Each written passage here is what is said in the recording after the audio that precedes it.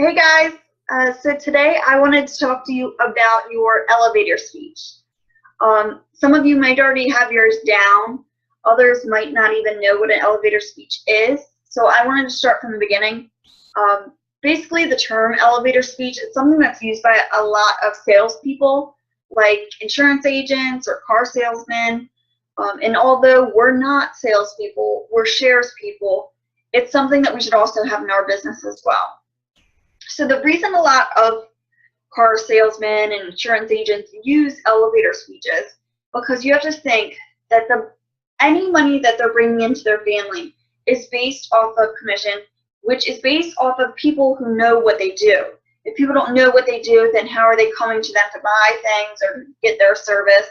And that's how it should be for us too. We want to make sure the world knows what it is that we do, because if they have a health and fitness goal, if they are looking for extra income, whatever it is, you want to make sure that they know, oh yeah, Amy's who I need to reach out to about that. So the term elevator speech, try and think of it as you're getting on an elevator, first floor. You're going all the way up to the 9th floor, but the elevator stops at the 2nd to let someone else on. I mean, usually I used to just kind of like sit there and mess with my phone or like just wait for the elevator to get up to the 9th floor. And that's not what you should be doing, especially in our position. You want to use that time, even if it's only 30 seconds or whatever it is to get up to the 9th floor, to let someone know what it is that you do. So you do this little question, like, so what is it that you do? Get to know each other a little bit. You have to make sure that you have your elevator speech down. You explain clearly what it is that you do, but not too long, and that it sounds exciting. Because as coaches, we want to be inviting at all times, even if it's talking about ourselves and asking, what do you do too? Because we want to get their gears going. Or we want to make sure they know, kind of like save it as a contact, like, okay, Amy on the 9th floor, she's Beachbody Coach. So before I give my elevator speech, I try to kind of gear what my audience is. If I actually am giving it in person in an elevator, which it's not always actually used in that sense, I'll look at what they're wearing. Or I'll look if they look a little toned, or if they're wearing active clothes. I'll use my elevator speech that I have geared for coaches. If I have someone message me on Facebook and ask me, so Amy, what is it that you do? And I go to their page to have my elevator speech geared for my audience, and I see that they haven't been posting anything about working out or eating healthy, I can assume that they're probably coming to me for help. So I give them my elevator speech for challengers.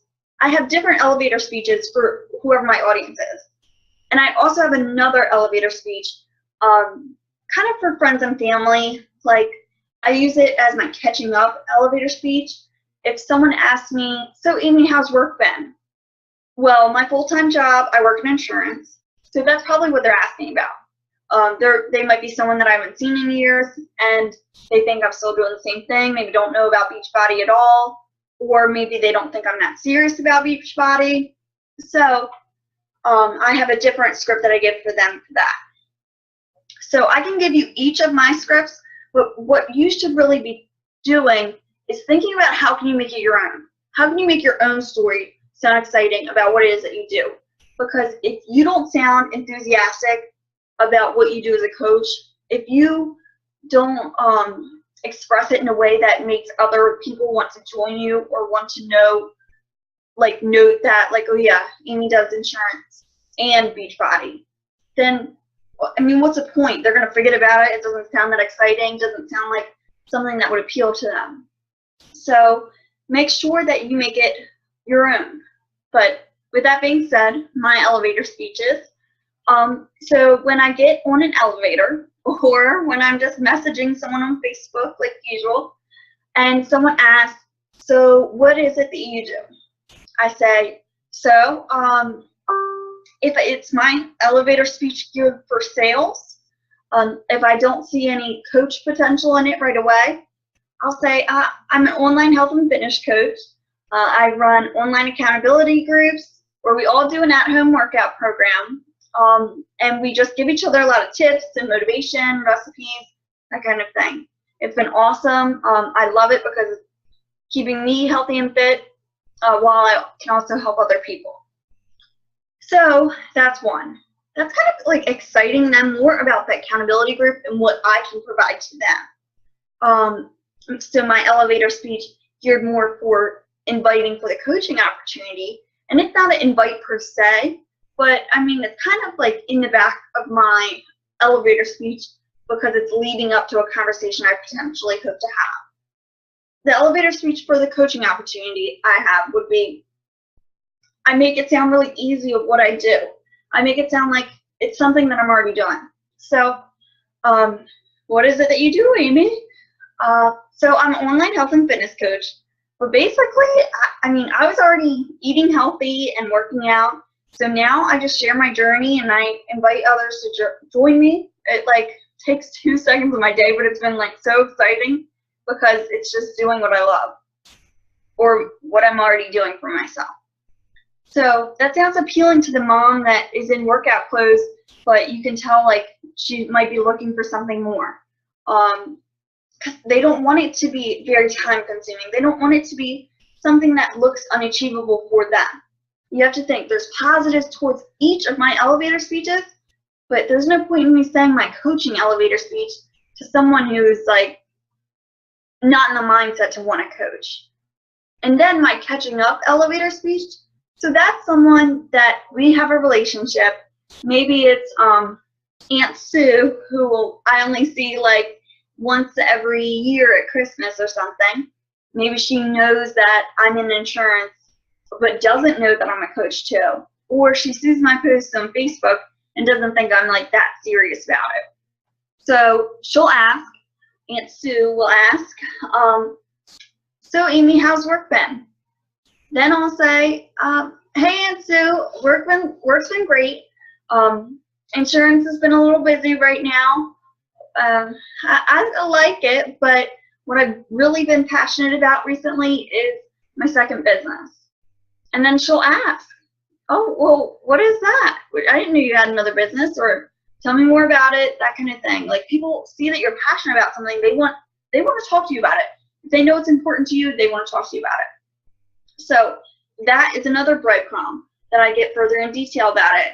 I let her know what it is that I'm doing, so that way she knows too. So you have to think, your elevator speech is something short, sweet, and clear. Clear because you want for them to know what it is that you do. One, so that way, maybe they don't need you right now, but maybe when they're getting ready for vacation in 9 months and they're like, crap, I am so out of shape, but I remember Amy's online health and fitness coach. I need to reach out to her. Or say they get laid off from their job, or they just need to make extra money to pay off some bills. And they're like, oh yeah, Amy said that she's an online health and fitness coach and that it's easy and that it's basically what she's already doing for herself. And that's kind of like me. I mean, I'm already working out and eating healthy. Maybe I should reach out to her to see if I can join her team. These are things that you, even if it's not right away, that elevator speech, having someone know what you do is so beneficial. So what I would like for all of you guys to do is comment below with your elevator speech. It can be any audience. We just want to see that you have it down to be able to explain to someone what it is that you do as a coach. And if you could also include who is your audience. And it could be your elevator speech as an in-person.